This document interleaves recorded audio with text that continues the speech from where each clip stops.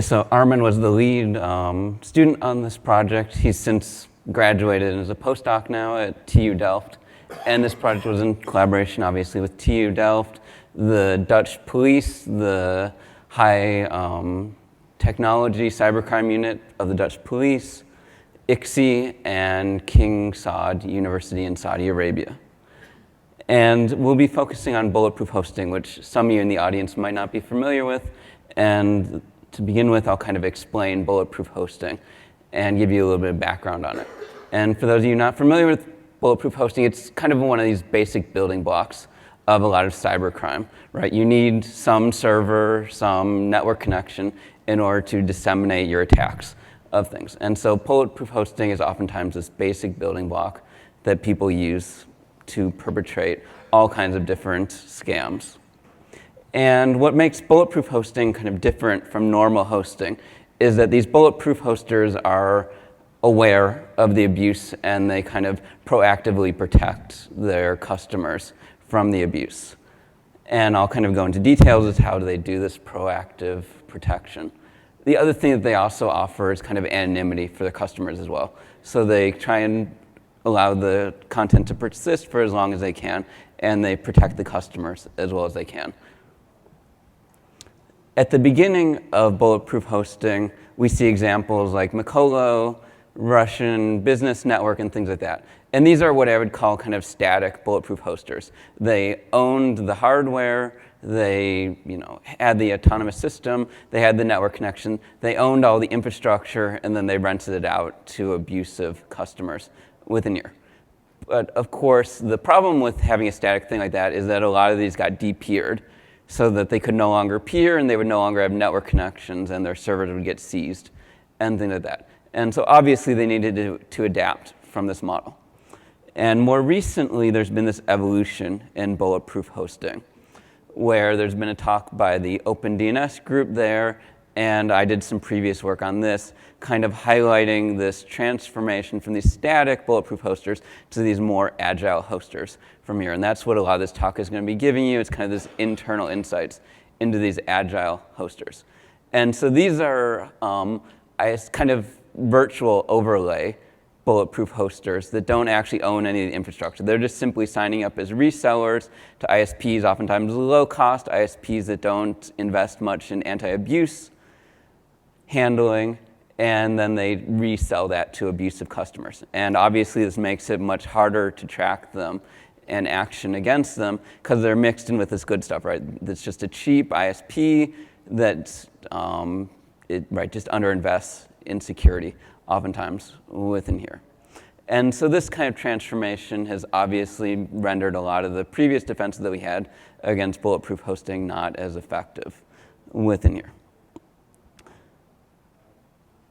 And so this leaves us with some questions. Okay, we are dealing with this evolved bulletproof hosting within here. So we need to understand how they're operating and ideally understand how we can kind of mitigate this new type of hosting within here.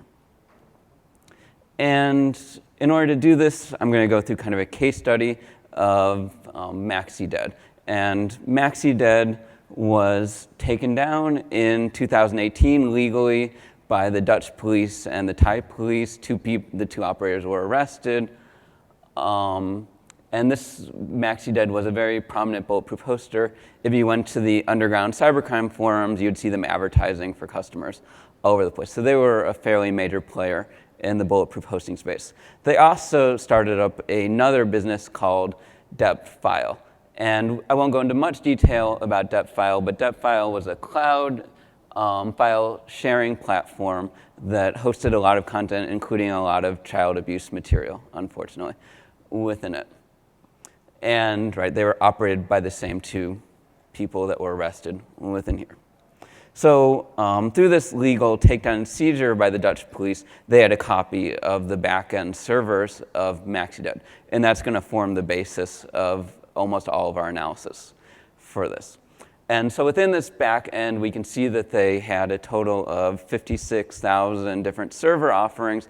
They had 66,000 of these were purchased. A lot of the server packages actually just expired and went unpurchased within here. They had 26,000 customer support tickets. They had to do a lot of customer support for their abusive clients. There was 14 different merchants. I'll get into how MaxiDead was structured, but it was actually just a marketplace with merchants. And it generated about $3.3 million in revenue, US dollars, over about 7 years of operation within here. And so, right, they operated a website. On this website, customers could browse different server offerings within here. The server offerings would oftentimes tell you the specification of the server, where the server was located, and what forms of abuse were allowed on this particular server, and allowed for different amounts of lease time of that particular server. And the other thing we can see from the customer logs, right, one question that we obviously had was, right, this is found data, so is it valid? So we did a lot of validation of the data to make sure that at least the parts that we could validate checked out. So we validated things like cryptocurrency transactions. We made sure that all the tables were consistent, and all of that mostly checked out. And the obvious other thing is, right, was there actual abuse happening from these servers? And so looking through the ticketing data, we can see, yes, that actual abuse was happening. So this is one where the customer said the server stopped responding. Provider said that they discontinued that server because of abuse complaints. The customer said, wait a second, I ordered one that allowed abuse. And then they list off all the different forms of abuse that they could do. And then the provider said, what kind of abuse were you running on the server? And the customer says, I was running Humor, which for those of you that don't know is a software package that does backlink spamming for search engine optimization purposes within there. So then the operator says, okay, proceed. You did the abuse that was allowed, so we're going to re-enable your server. Then the customer kind of fesses up and they say, oh, by the way, I was running a malware CNC and I was doing some DDoS from there. And the provider turns a blind eye and continues to reestablish the connection for the person. So yes, there was actual abuse happening on these servers. One of the interesting things, though, is, again, part of this evolution of things. So we found that a lot of the merchants operating here, actually, the customers had to bear the cost of abuse and detection of abuse and things like that within here. So a lot of the merchants offloaded the cost of abuse onto the customers. And this is why a term maybe like agile, abuse-enabled hosting might actually be a better term than bulletproof hosting for this current form of hosting. And so here, from the customer support tickets, we can see one where the customer says the server is down. The provider says that we suspended it for abuse complaints. The customer says, I bought the abuse-enabled server. The provider says there's an abuse fee. And so then the customer says, how much? The provider says $300.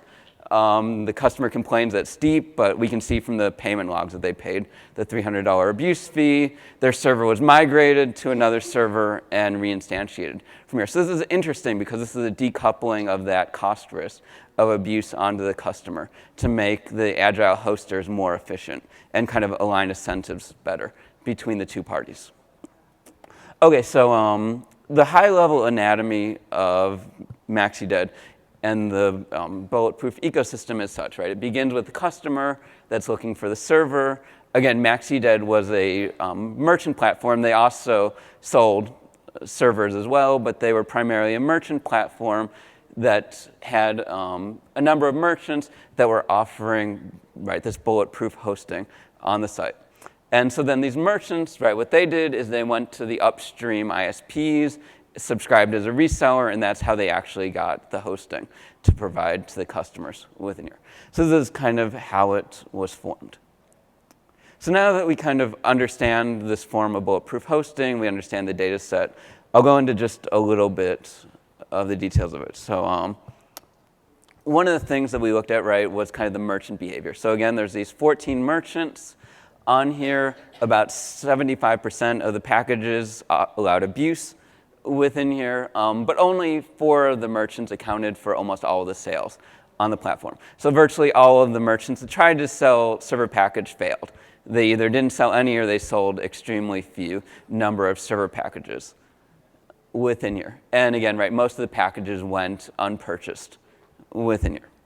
The other thing we can look at is the upstream providers of here. And so here we see a little bit of concentration. So there's 15 upstream providers that provided about half of the supply of the abusive servers within here. But then if we look a little bit further, we see that 57 upstream providers accounted for about 80% of the server stock within here. And then if we look even further, we see a total of almost 400 ISPs that were abused at some point as a reseller within here. And that second figure shows kind of the overlap amongst the upstreams. And it's kind of hard to read, but basically what it shows is that there's very little overlap between the different merchants within here. And this kind of adds up to a few different things, right? There's a large number of options for these upstream service providers. Probably not a really good place to try and intervene on this ecosystem because of the large number of options and the low switching cost. It appears that this is a demand-driven business, so there appears to be much more supply than there is demand within this. And again, right, there's concentration where a lot of the merchants fail as well within this ecosystem. So now we can look at some of the demand-based characteristics within here, which essentially comes down to studying the customer behavior. And what we're looking at here is the percentage of abusive versus non-abusive hosting that was purchased by year. And again, we can see that, right, most of the customers were purchasing abusive-based hosting within here. The other thing we can look at is, right, how they paid for these servers, because this is another potential disruption point. And so what we see here is that there is some, PayPal regulated payments, but the majority of it is coming through cryptocurrency and web money, both fairly unregulated payment methods.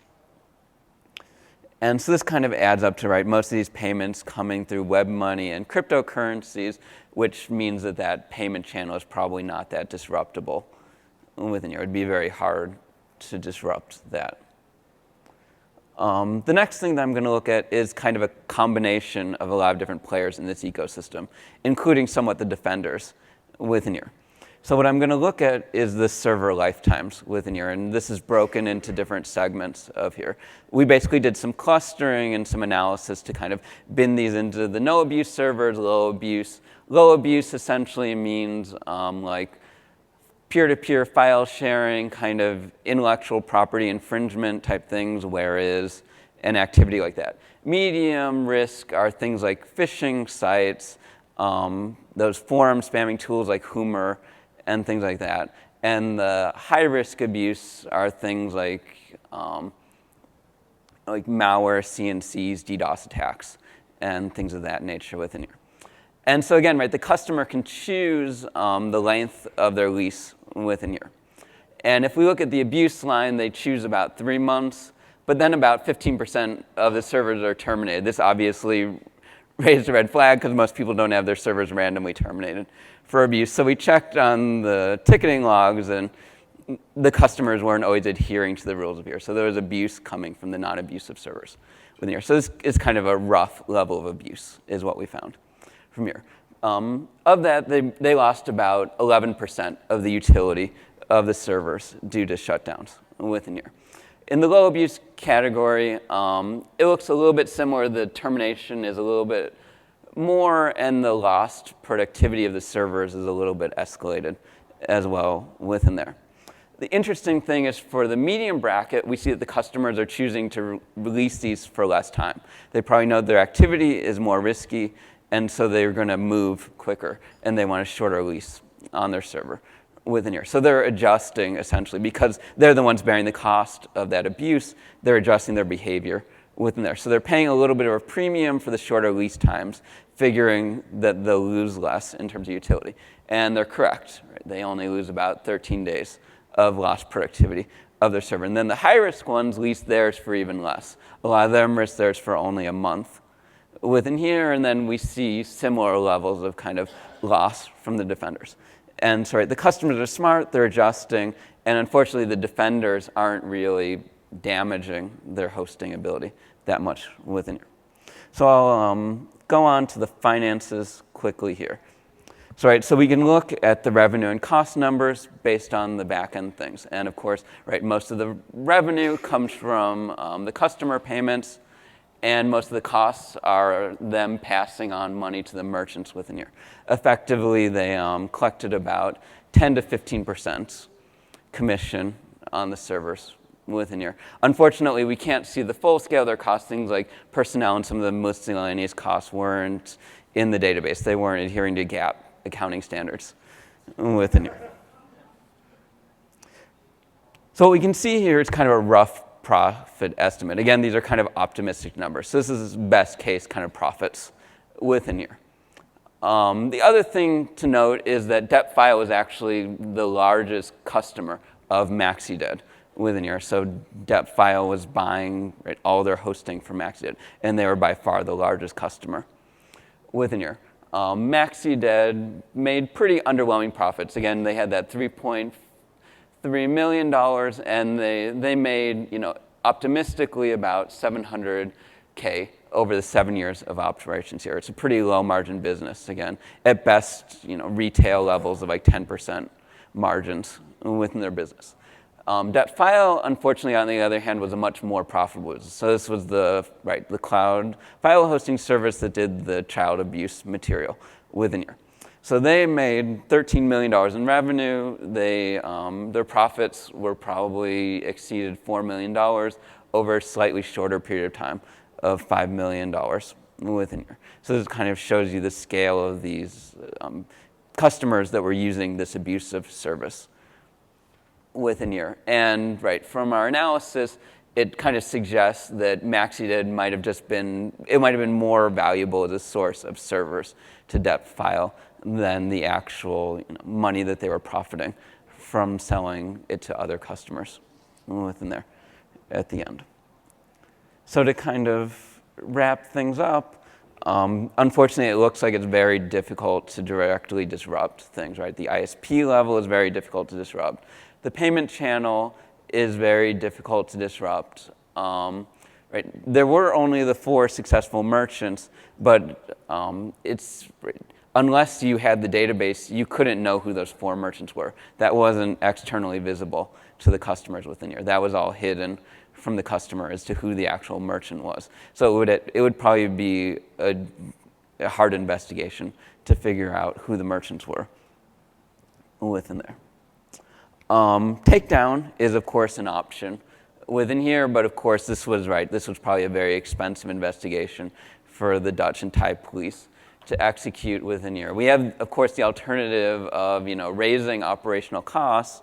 So perhaps if we could make better detection mechanisms, kind of eat into the utility time of their servers, make it more expensive to operate, then obviously those costs would have to be passed on to their customers.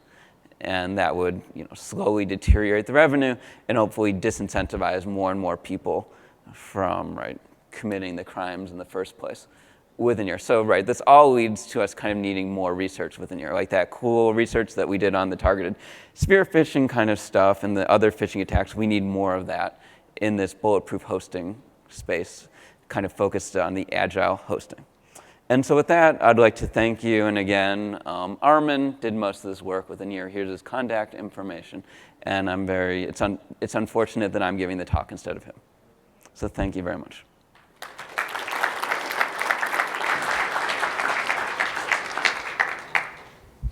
Okay, a couple questions. Right. Hi, Ben Schock from CISPA. Thanks for the presentation.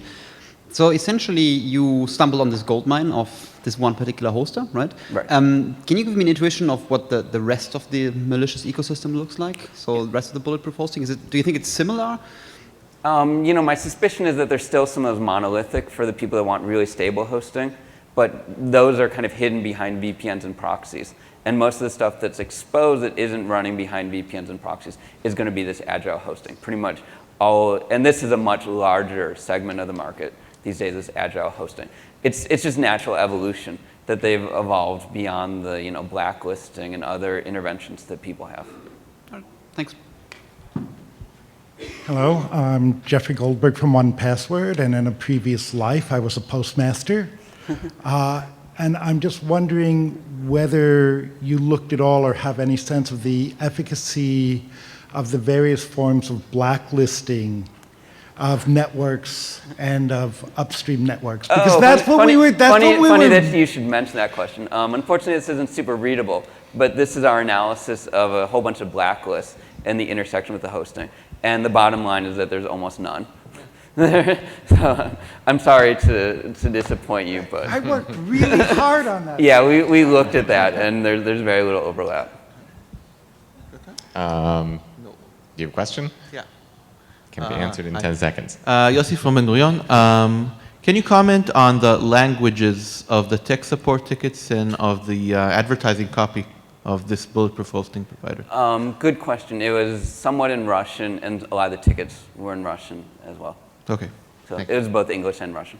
We're all out of time. Thank you. Okay. Well, I don't want to keep you stand between you and happy hour. So go enjoy the poster session. Happy hour. Let's thank the speaker again.